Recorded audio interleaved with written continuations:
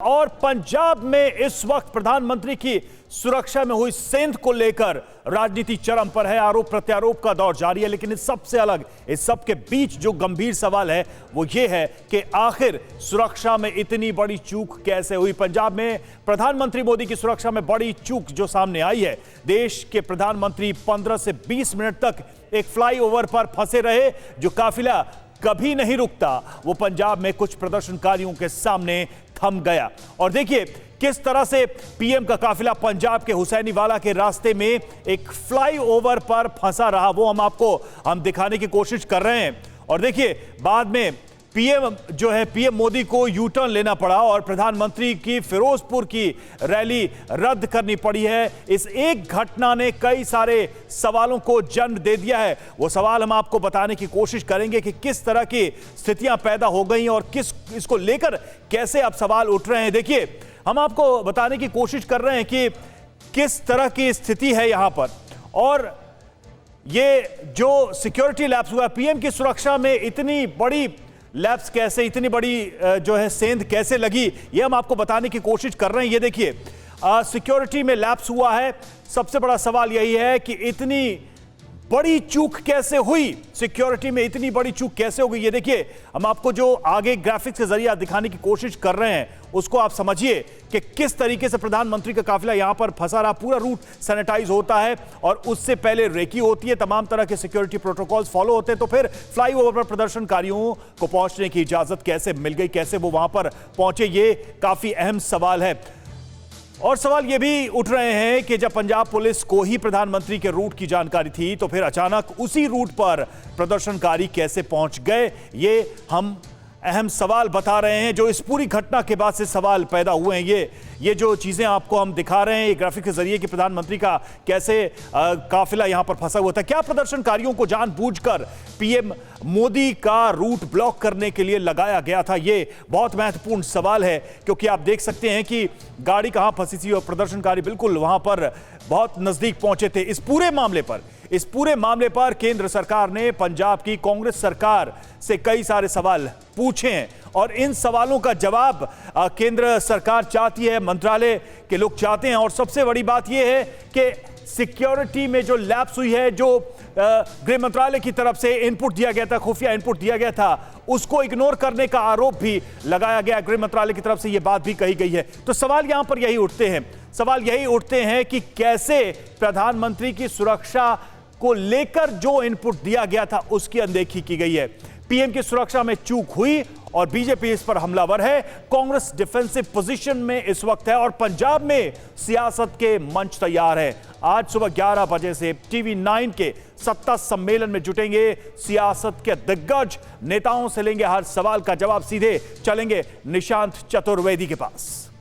निशांत,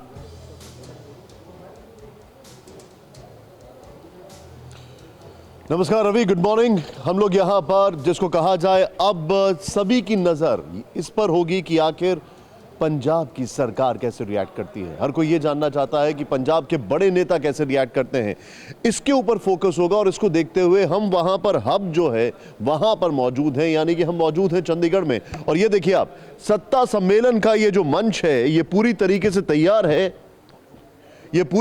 तैयार है और इस मंच पर हमारे साथ तमाम नेता मौजूद होंगे। मैं आपको बताना चाह रहा हूं अगले 2 घंटे के अंदर यहां के डिप्टी सीएम जो कि गृह मंत्री भी है वो हमारे साथ होंगे। मैं अपने कैमरामैन को बोलूंगा इस तरफ आए जरा, उसके साथ हमारे साथ मौजूद होंगे। यहां पर आपको यह भी बताना चाह रहा हूं कि किस तरीके से हमारे साथ सीएम साहब यहां पर मौजूद होंगे। तमाम नेता सत्ता पक्ष के यहां पर मौजूद होंगे, विपक्ष के यहां पर मौजूद होंगे। इस सत्ता सम्मेलन में हम यह समझने की कोशिश करेंगे कि आखिर क्या कुछ तैयारी चल रही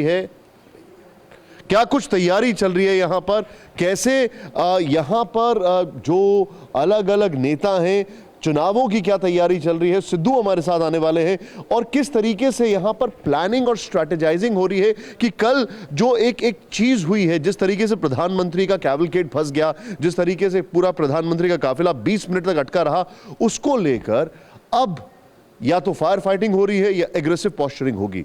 इन दोनों में से क्या स्ट्रैटेजी होने वाली है पंजाब सरकार की, यह हम आपको दिखाने वाले हैं। और यकीन मानिए पहली बार किसी भी चैनल पर इस घटनाक्रम के बाद जो आपके सामने एक्सक्लूसिव रिएक्शंस आने वाले हैं वो सिर्फ इसी मंच से आएंगे, इस सत्ता सम्मेलन के मंच पर। अब से करीब 2 घंटे के अंदर हम आपको दिखाने जा रहे हैं, इसको आप जरूर देखिएगा। Over to you Ravi.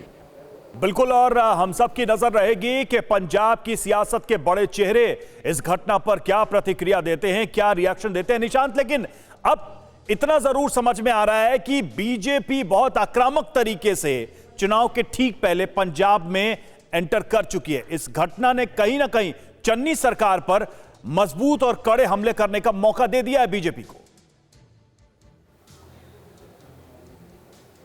Absolutely, आप बिल्कुल ठीक कह रहे हैं, लेकिन अब यह देखने वाली बात है पंजाब चुनाव में मुद्दे क्या हैं, क्योंकि यहां पर आरोप यह भी लगाए जा रहे हैं कि फिरोजपुर की रैली में लोग इकट्ठा नहीं हुए थे।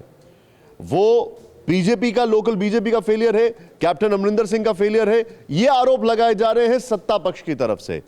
यह कहा जा रहा है कि उसको कवर अप करने की कोशिश की जा रही है। लेकिन एक चीज जो कि अनडिनायबल है, जिसको कोई भी नजरअंदाज नहीं कर सकता, वो ये है कि इस देश का प्रधानमंत्री, इस देश का जो प्रधान सेवक है, उसकी जो सिक्योरिटी होती है वो सबसे ऊपर होती है। अगर उस सिक्योरिटी के बावजूद भी 20 मिनट तक वो एक जगह पे अटके रहते हैं, तो वहां पर उस सिक्योरिटी की जिम्मेदारी अगर लोकल पुलिस की है, तो फिर कौन है गुनहगार? और ये ऐसा हुआ कैसे? और हाल में गृह मंत्रालय ने जो कहा, उसके बाद ये सब घटनाक्रम खासकर देखते हुए कि सिक्योरिटी इनपुट्स लगातार दिए जा रहे थे, पंजाब की सिक्योरिटी को लेकर दिए जा रहे थे। जो पाकिस्तान का बॉर्डर उससे सिर्फ 30 किलोमीटर की दूरी पर ऐसा हो रहा है। ये अपने सामने बहुत चिंताजनक चीजें हैं, जिन सवालों के जवाब इस सत्ता सम्मेलन के मंच से हम यहां पर आपको अगले 2 घंटे में लगातार दिखाना शुरू कर देंगे।